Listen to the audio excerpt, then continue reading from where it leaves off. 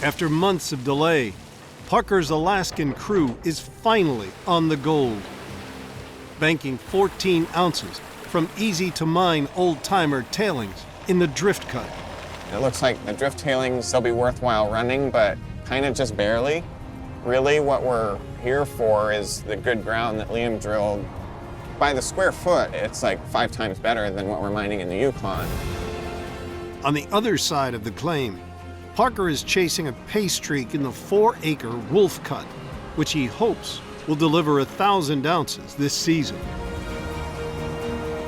If we can get a nice-sized pit down, the gold should be really good.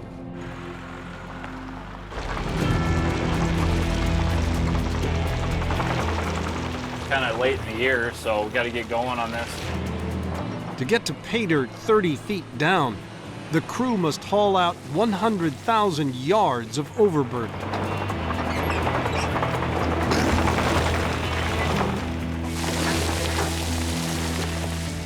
So we'll take like 4 more feet off this and get us down to water level. And then it's like 30 feet to bedrock from there. We want to sluice the bottom 6.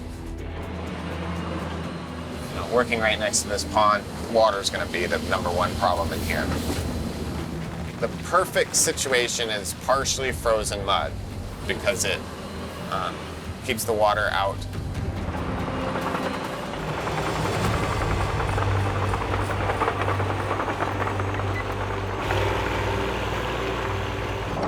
This cut's getting muddy. The biggest thing is just trying to keep from getting stuck. A guy can't sit in one spot for very long, kind of like I am now before the track starts sinking away.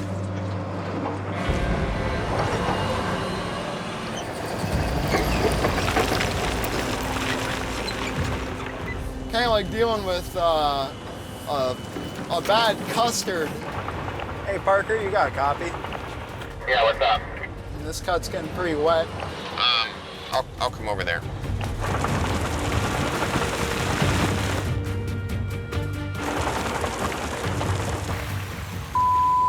Things.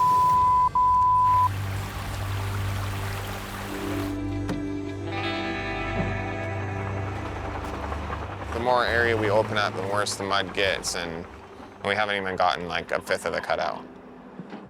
The Wolf Cut sits alongside an old dredge pond with just a narrow berm separating the two. As the crew dig down, they expose frozen permafrost holding back the water. Now it's thawing, allowing the pond water to seep through the berm and flood the cut. There's going to be a lot of water soon. Yeah, the best thing to do is get a sump in there. Yep, we'll give it a try. We'll put a pump sitting right there, right? With a discharge going up there? Yep. Perfect. Parker's plan to conquer the water? Dig a sump pond at the deepest point in the cut. But hopefully we'll have a deep enough hole here pretty quick where all the water can collect. And install an 8-inch pump to drain it. Can you get at it? Yeah.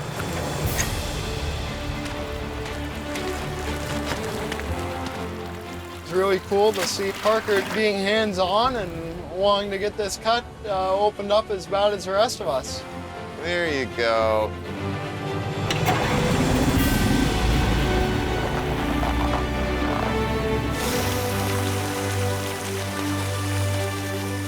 Now all that's left to do Thanks, Mike. I'll see you tomorrow. Yeah. is wait.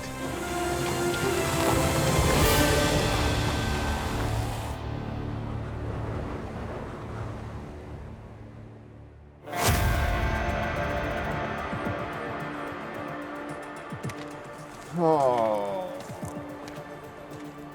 Where's our pump?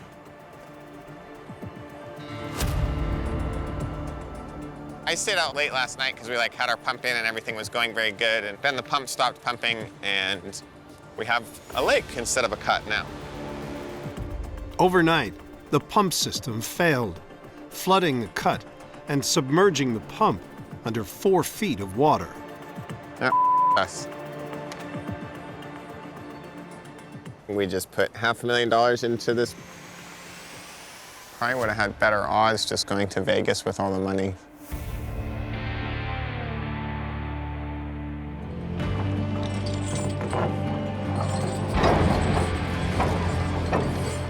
The pump was like completely underwater and I couldn't get out to it to walk to it. Got a little kayak over here, paddled out there with a chain on the excavator and get it up on dry ground so we could work on it. It must have shut off or the silt got in there and plugged it up.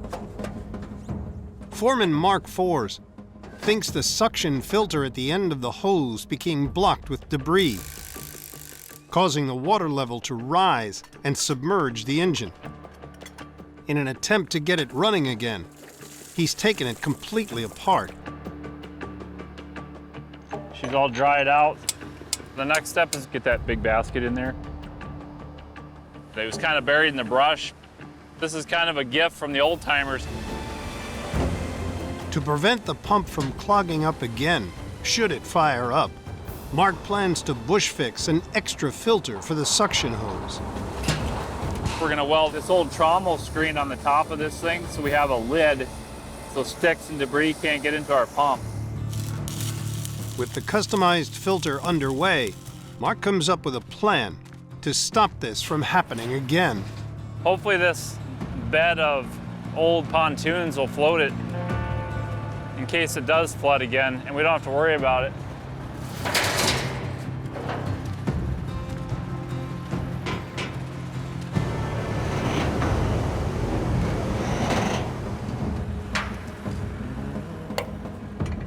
I think it'll work.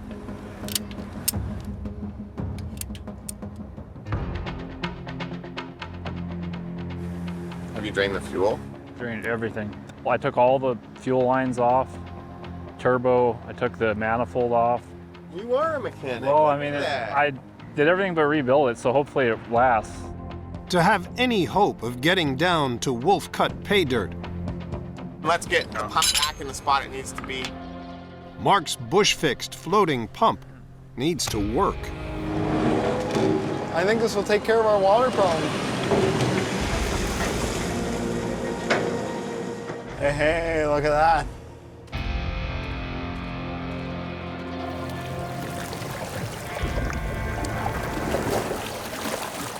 Ready to fire it up.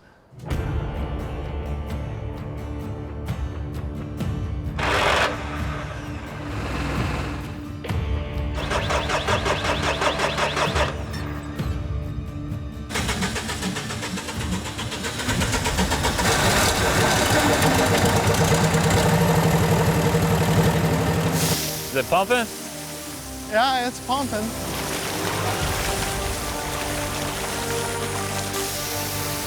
Pump back in service. Good job. We definitely have to keep an eye on it tonight. Hopefully we can get our cut dried out and get back at it.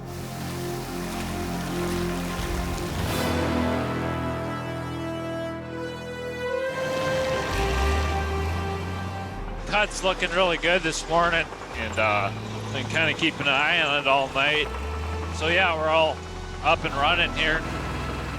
At Cleary Creek, Mark IV's bush-fixed pump has successfully drained the flooded Wolf Cut. Feels good. We got it down to a point where we can actually get something done in here again. It feels good to finally get back into the Wolf Cut so we can get down to that fresh virgin pay here. Yep, I can almost smell it, and I can't wait to see what it looks like. Smell? What does gold smell like? If you've never smelled drying gold, you're missing out.